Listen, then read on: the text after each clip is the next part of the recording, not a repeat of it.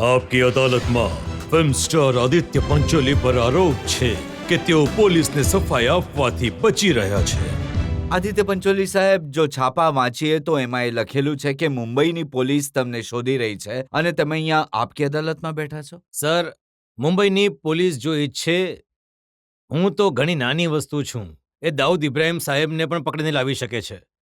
મુંબઈની પોલીસથી કોઈ નહીં બચી શકે અને પોલીસ આખી દુનિયાની પોલીસથી કોઈ નથી બચી શકતું. જો પોલીસ ઈચ્છે તો આમ 1 મિનિટનું કામ છે આદિત્ય પંચોલીને હથકડી જો પહેરાવવાનું. આજના છાપામાં સમાચાર છપાય છે જેમાં એ લખ્યું છે કે આદિત્ય પંચોલી પોલીસ સ્ટેશન ગયા ક્રાઇમ બ્રાન્ચમાં, પોતાની ગાડીમાં બેસી રહ્યા. જ્યારે ત્યાં એમણે જોયું કે ઘણા બધા મીડિયાવાળા, ટીવીવાળા છે, તો પછી પાછા પોતાના ઘરે જતા રહ્યા. હું શું કામ પોલીસ સ્ટેશન? મને કોઈનો ફોન નથી આવ્યો, મને કોઈ સમન નથી આવ્યું. મને પ્રેસના ફોન શરૂ થઈ ગયા 4:45 વાગ્યાથી કે ભાઈ તમે પોલીસ સ્ટેશન જઈ રહ્યા છો. મેં કહ્યું કોઈ પોલીસ સ્ટેશન નથી જઈ રહ્યો, મને કોઈ બોલાવ્યો નથી અને હું તો ઈચ્છું છું કે પોલીસ મને જલ્દીમાં જલ્દી બોલાવે અને જુએ અને ન્યાય કરે મારી સાથે કે જો હું દોષી છું તો 100% દે શુડ પનિશ મી. કારણ કે આ એક મોટું એક્ઝામ્પલ બની જશે જે આખી કન્ટ્રી માટે અને આ જે જોવાનિયાઓ છે એના માટે કે આવું જે ખોટું કામ કરશે એને સજા જરૂર મળવી જોઈએ. અને નથી, જો નથી તો જો હું દોષી નથી તો જેટલી ઇજ્જત હું પોલીસને કરું છું એટલી પોલીસે પણ મારે કરવી જોઈએ અને એમણે કહેવું જોઈએ કે yes, he is not involved. તમે વારંવાર એ કહો છો કે હું ઇન્વોલ્વ નથી, તમે વારંવાર એમ કહો છો કે મારા પર લાગેલા બધા આરોપો ખોટા છે, પણ વારંવાર એક અઠવાડિયાથી છાપાઓમાં, ટીવી ચેનલ પર તમે માત્ર એટલે હેડલાઇનમાં છપાઈ રહ્યા છો, એટલે દેખાઈ રહ્યા છો કારણ કે તમારા પર આવા આરોપો લાગ્યા છે. સર, મને ઘણી હ્યુમિલેશન થઈ રહી છે. સર, મેં જે કર્યું છે આજ સુધી ઘણું બધું કર્યું છે. જ્યારથી હું ફિલ્મ ઇન્ડસ્ટ્રીમાં આવ્યો છું મેં ઘણા ખોટા કામો કર્યા છે અને દરેક માણસ કરે છે. સર, અમે પબ્લિકની સામે નાગા છીએ, ઠીક છે? બિલકુલ અમારી નાગી જિંદગી છે જે પણ અમે કરી. ભલે અમે છીંકીએ કે રેસ્ટોરન્ટમાં જમવા જઈએ કે પછી કોઈ સાથે ઝઘડો કરીએ કે કોઈને પ્રેમ કરીએ કે પત્નીને બહાર લઈ જઈએ કે બાળકો સાથે રમીએ, બધાના ફોટા આવે છે. We are living in a world which is transparent. પણ જે લોકો આંગળી ચીંધે છે એમણે પોતાની અંદર ડૂક્યું કરીને જોવું જોઈએ કે અંદરથી કેટલા નાગા છે કે નહીં. કપડા નીચે દરેક માણસ નાગો હોય છે. ભૂલો કોણ નથી કરતું? પણ કોઈને કોઈ તો કારણ હશે ને કે તમારા વિશે આવી વાતો લખાય છે વારંવાર. સર, આ તો શરૂઆતથી મારી ઇમેજ એવી બનાવી રાખી છે પ્રેસે. હું તમને એટલી જૂની વાત કહીશ તમે હેરાન થઈ જશો. એ ઈચ્છે છે કે મારી ઇમેજ એંગ્રી યંગ મેન બનાવી દે. એમણે મને સ્ક્રીન પર એંગ્રી યંગ મેન બનવા નહીં દીધો, રિયલ લાઈફમાં એંગ્રી યંગ મેન બનાવી દીધો છે.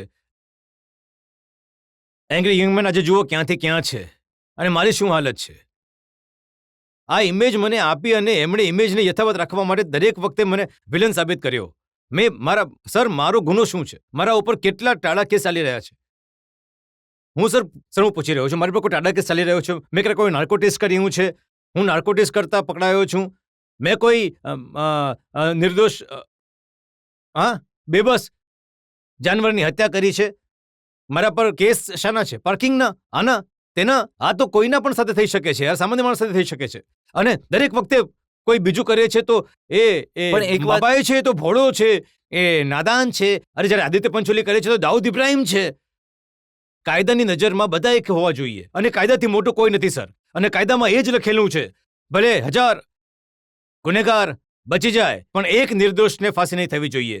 કાયદાના પહેલા પાના પર લખેલું છે.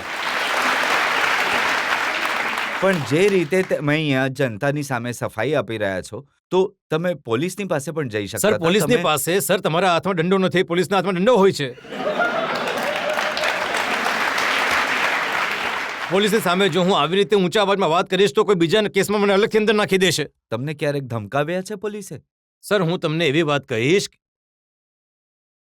આઈ cried after that for 2 hours. I cried. Sir, હું એક આઈપીએસ ઓફિસરના રૂમમાં ગયો. આ એક પાર્કિંગ કેસ પછી, તરન્નુમ કેસ પછી નહીં, પાર્કિંગ કેસ પછી હું એમના રૂમમાં ગયો. He was wearing his colours. Uniform પહેર્યો હતો સાહેબે. એમની હું ઘણી ઇજ્જત કરું છું, હજી પણ કરું છું, લાઈફ ટાઈમ કરતો રહીશ. સર, હું એમની પાસે ગયો. મેં કહ્યું, સર, હું આદિત્ય પંચોલી છું, મારાથી ભૂલ થઈ ગઈ, મને માફી જોઈએ છે અને તમે મારી ઓફિસમાં કોમ્પ્રોમાઇઝ કરાવી દો.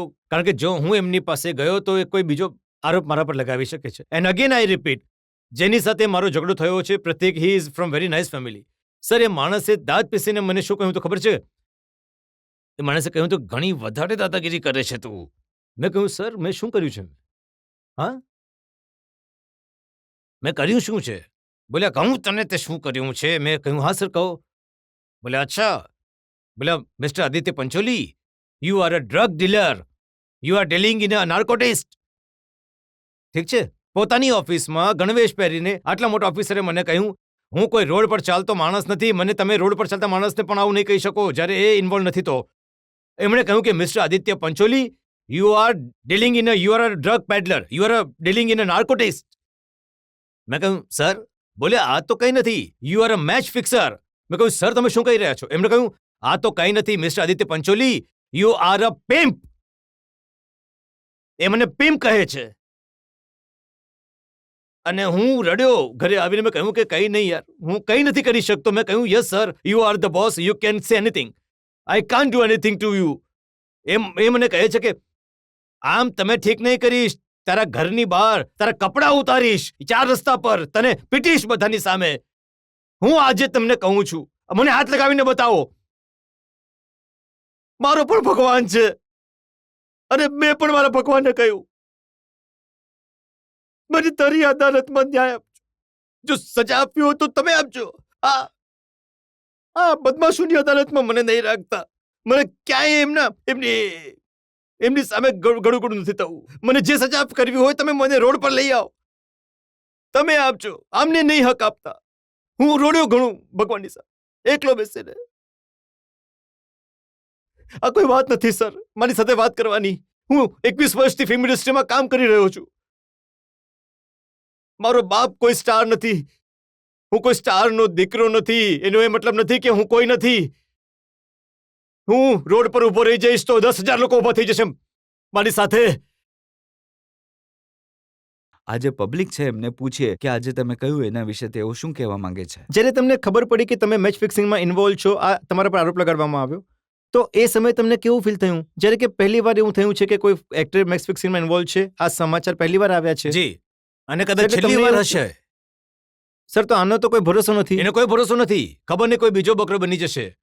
ભાઈ મેં કોઈ મેચ ફિક્સિંગમાં મારું કોઈ ઇન્વોલ્વમેન્ટ નથી અરે હું એક જ વાર મુરલીધરનને મળ્યો છું હું ઇન્ડિયન ક્રિકેટ ટીમના કોઈ માણસને નથી જાણતો હમણાં ચેતન શર્મા જે બહાર મળ્યો છું હું ઇન્ડિયન ક્રિકેટ ટીમના માણસોને નથી જાણતો તો હું મેચ ફિક્સિંગ કેવી રીતે ઇન્વોલ્વ હોઈ શકું તેઓ પૂછે છે કે જ્યારે આવા આરોપો લાગ્યા તો મને કેવું લાગ્યું મને ઘણું ખરાબ લાગ્યું અને મેં અદાલતમાં અહીંયા બેસવા પહેલા સૌથી પહેલા કહ્યું કે જે ગુનાઓ મેં કર્યા છે હું એને કબૂલ કરવા માટે રેડી છું પણ જે મેં નથી કર્યા એ હું બિલકુલ કબૂલ નહીં કરીશ હું ચૂપ નહીં બેસીશ